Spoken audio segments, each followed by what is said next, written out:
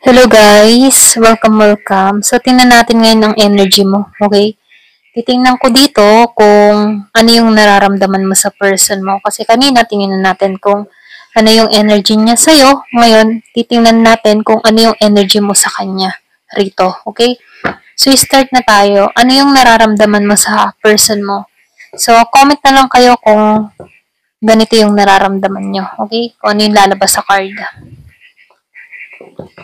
Give me the message. Ano yung nararamdaman mo pagdating sa person mo? Ano yung energy mo dito? Give me the message. Ano yung energy mo sa person mo?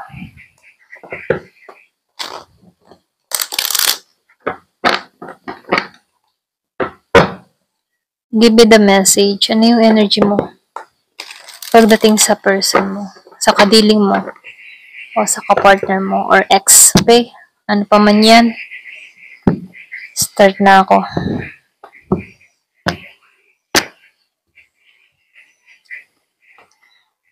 So, may the sun.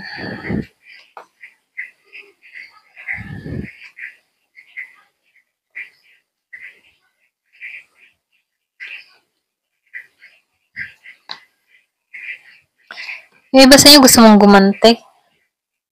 Yung bang tipo na gusto mong maranasan, yung gusto mo na maranasan din ng person mo, okay?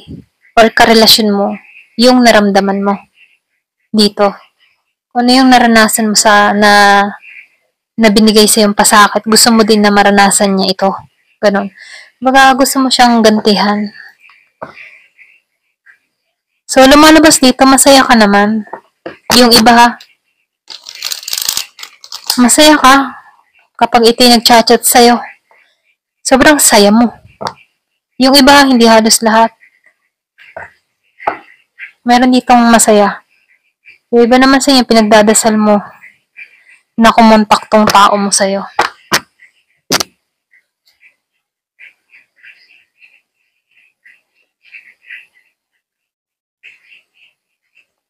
Kasi dito nakuha mo na yung sagot eh. Ito lang nakikita ko, no?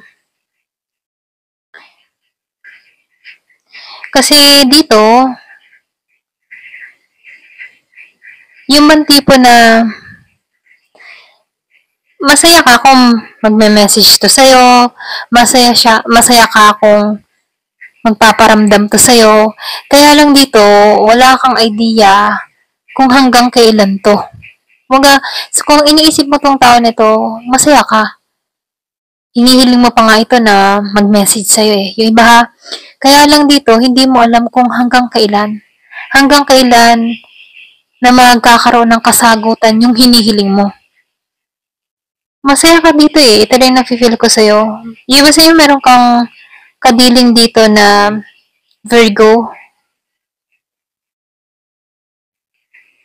Or pwede rin ikaw, Virgo ka.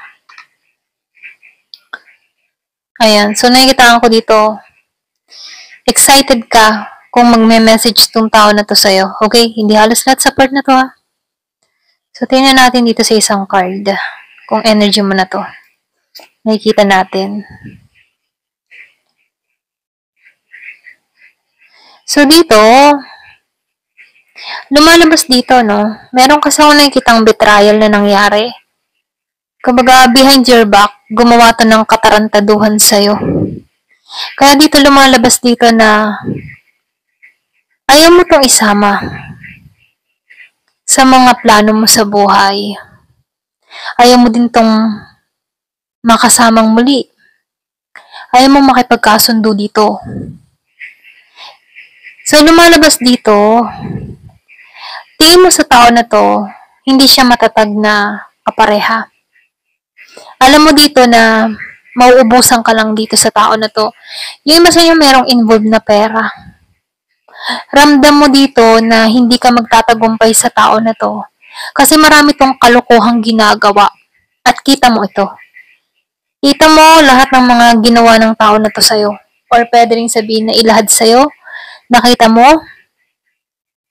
At ramdam mo din dito kung gaano kapait nung kasama mo tong tao na to. Kumbaga, ang bigat ng energy, hindi ka nag-glow, hindi ka nag-bloom. So, lumalabas dito na stress ka nung nagsasama kayo ng tao na to. Meron akong nakikitang Gemini, Aquarius, and Libra, Virgo, Capricorn, Taurus, okay? Stress ka lang. Stress ka dahil mismo natuklasan mo kung ano yung kalokohan ng tao na to sa'yo. Yung iba sa inyo, ilang beses mo pa nga itong pinatawad eh. Okay?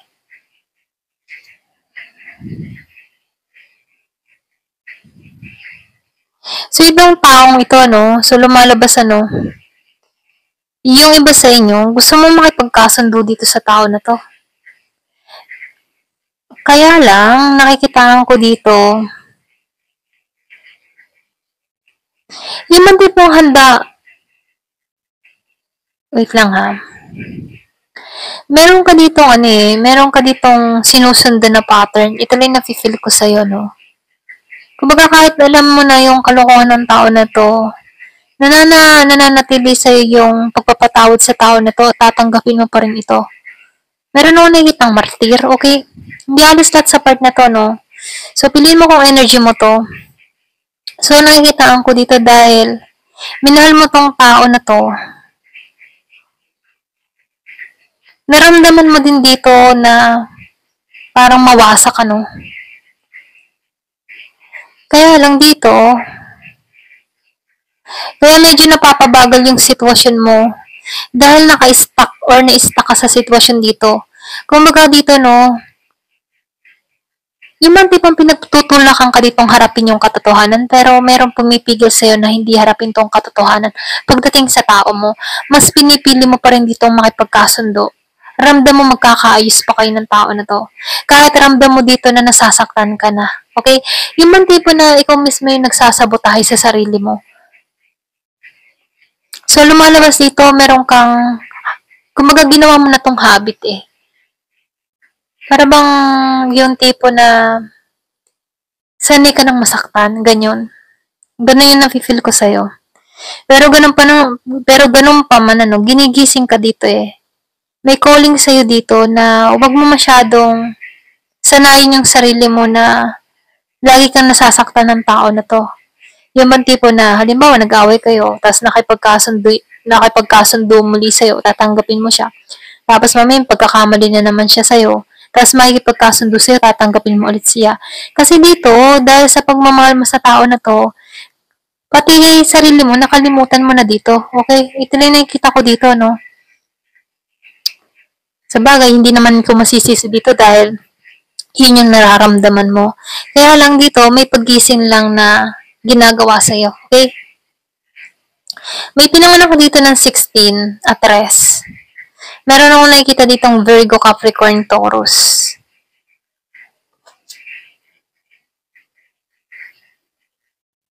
So, meron akong nakikita ditong alam mo yung tipong nakarecover na siya sa sitwasyon at pinananatili niya dito yung pride niya. Okay? Kumbaga, nakikitaan ko dito na itong tao na to, binubus niya yung ego niya. Mas nagtutuon na lang siya sa kanyang mga achievements sa buhay. So, nakikitaan ko din dito, meron ka din ditong tao na meron tong mga pag-uugali na, alam mo yung tipo na, for example, wala na siyang pera, pero nakikipagsabayan pa rin siya sa meron sa buhay. Ganon. Kumbaga, hindi siya yung nagpapatalo. Hanggat maaari, itong tao na to, gusto niyang pantayan yung iba, okay? So, lumalabas din dito na meron tong insecurity sa katawan. Maego to. Ito rin nakikita ko. Pwedeng meron kang kadiling na ganito. Maego siya. Kumbaga, yung bang tipo na sinasabayan niya yung iba. Ganito yung pag-ugali niya. For example, bumili ang isang tao ng mahal na gamit, bibili din siya ng ganun. Tutumbasan din niya yon. Okay? Kung meron siyang kakilala na galante, magpapakagalante din siya. Ganon. So, lumalabas din dito, hindi to papatalo. Ito lang nakikita ko dito, no? Kahit nahihirapan na siya pagdating sa pera, iuutang niya pa yun para makuha lang yung bagay na gusto niya. So, nakikita ko dito, gagawa at gagawa siya ng hakbang para makuha yung luho niya. Okay? So, nakikita ko dito, meron ditong merong materialistic. Okay? Kahit wala ng pera, gagawa to ng paraan para makuha yung gamit na gusto niya kahit wala siyang pera. Okay? Kahit ipangutang pa niya yun. Ganun. Meron na nakikita Gemini, Aquarius, and Libra, Virgo, Capricorn, Taurus.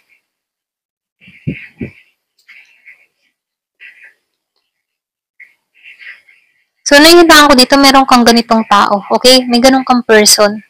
Kaya dito, ang energy mo, dineded mo muna to. Kumbaga, nire-release mo na to. Kasi naka-recover ka na dito.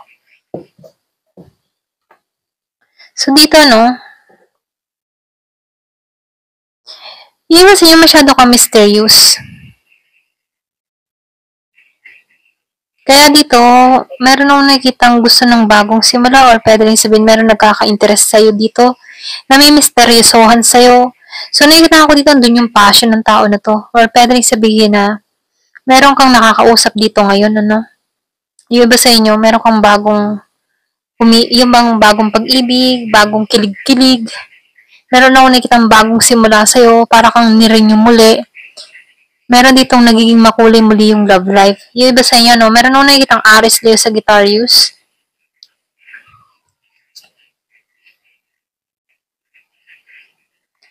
Nakikita ko dito, hindi mo na to iniintay. Yung iba sa inyo, hindi mo na to iniintay. Kung meron kang kadiling dito na Scorpio, Cancer, and Pisces.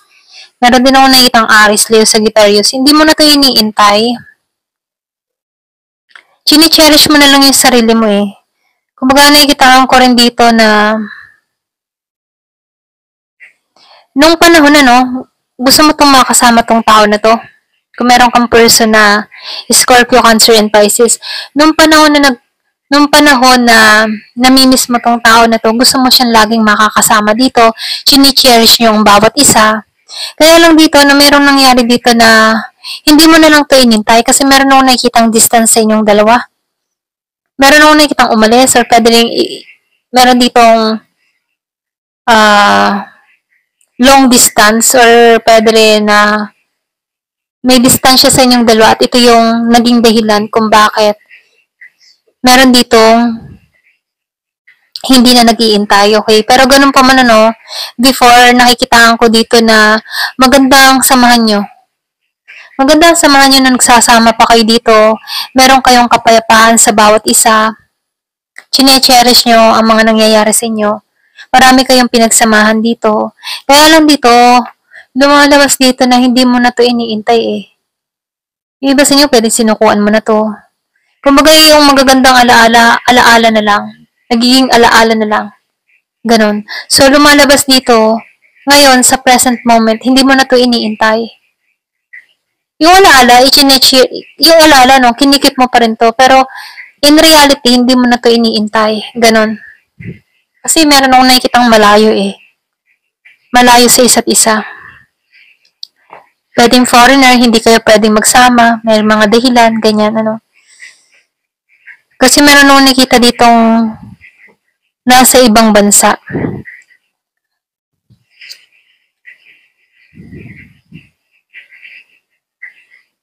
Meron akong nakita ditong tao na hindi niya kayang maibigay yung gusto niya sa'yo, okay? Pero, itong tao na to, chini-cherish ka ng tao na to, ikaw yung tinuturing nitong pamilya.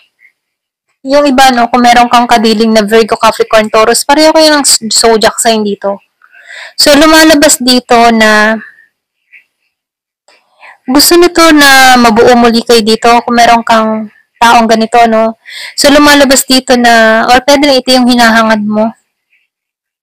Gusto mo mabuo yung pamilya, gusto mo magkaroon ng sariling pamilya, humihiling ka dito na magkaroon ng bago. Yung iba ha, na kayang i-provide lahat ng mga pangangailangan mo. Kaya lang dito, medyo nahihirapan ka pagdating sa financial, yung iba sa inyo. Kaya ikaw, humihiling ka dito kung magkakaroon ka ng pamilya. Gusto mo ay yung kaya kang tustusan, kaya kang yung magang alam niya yung responsibilidad pagdating sa pamilya at mabibigay lahat ng mga pangangailangan mo. Ganun. Yun yung inaasa mo, yung good provider. Okay? Yung iba sa inyo. So, dito, no? So, lumalabas dito, meron ditong reminder sa'yo. Okay? Binibigyan ka dito ng paalala na pagtuunan mo yung sarili mo kasi yung iba sa inyo, na out of balance pagdating sa emotion. Kasi hindi mo akalain na mararanasan mo yung ganitong koneksyon. Kasi dito, lumalabas dito, hindi naging stable yung partner mo sa'yo. Kasi meron dito kang tao na pwedeng yung matibong mapaghanap to. For example, mapaghanap to sa gusto nito maganda, sexy, na ikaw dito, nakikita ko dito yung iba sa inyo, napabayaan mo yung sarili mo. Kaya dito, ayaw ka ng tao na to na makasama. Okay? Ito na yung nakikita ko dito, no? Kasi meron ditong tao na napabayaan yung sarili. Pwede rin sabihin nung nagsasama kayo, hindi mo inalagaan na yung sarili mo dahil nakatuon ka sa pag-aalaga sa taong ito. At nakalimutan mo nang mahalin yung sarili mo dito. Yung iba, ito lang nakikita ko.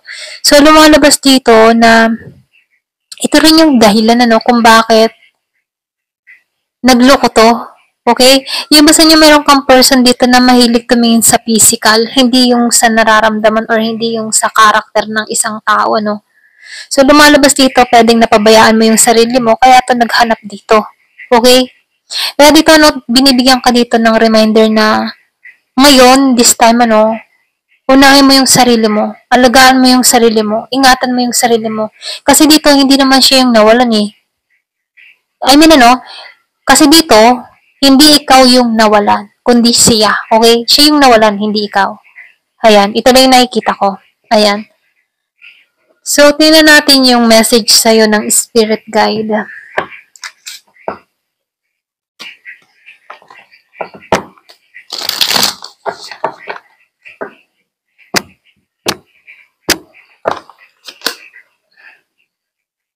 So, be ready to receive. May pagkakalob sa'yo dito. So, this situation requires all your energy and time. Kasi pagdating sa tao na to, ang dami mong effort at ang dami mong ilalagay na energy para maging maayos lang kayo dito, okay? Negativity is blocking the path from success. So, iwasan mo yung pag-iisip ng mga negatibo. You're bringing powerful emotion into this. So, nakikita ko dito, lahat ng mga nangyari ito, meron tong aral sa'yo kung bakit nagiging kang matapang, okay? So, nakikita ko dito, lahat ng mga masasakit na nangyari sa'yo, ngayon nagiging kang matapang dahil sa experience mo ito. Dito ka tinulak para sa pagbabago, okay? Ayan, ito lang nakikita ko. Ayan, thank you for watching. Love and peace.